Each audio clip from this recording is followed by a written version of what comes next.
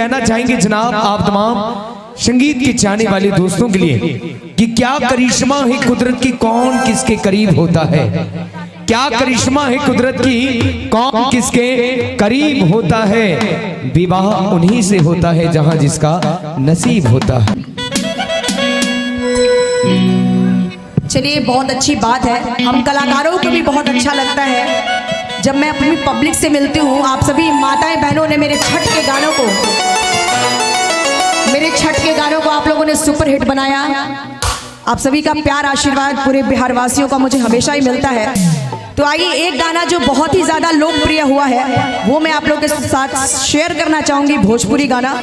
और एक शेर पढ़ना चाहती हूँ आप तमाम लोगों के लिए, ज़रा गौर फरमाइएगा कि शाम भी खास है, वक्त भी खास है। बीच में वाहवा चाहिए हमारी माताएं बहनें और भाइयों लोग। चाचा जी, शादी की शाम है।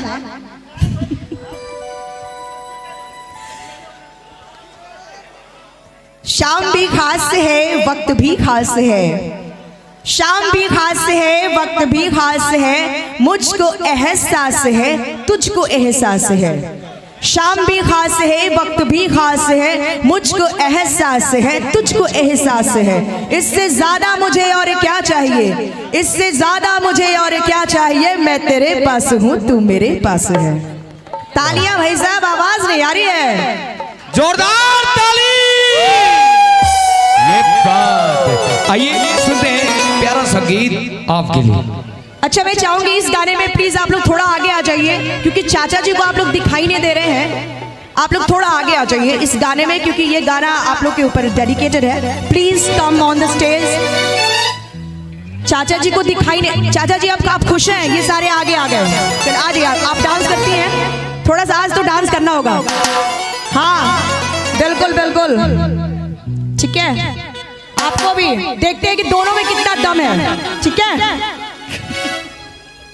चलिए चलिए, इधर आइए। आज आपको डांस करना है।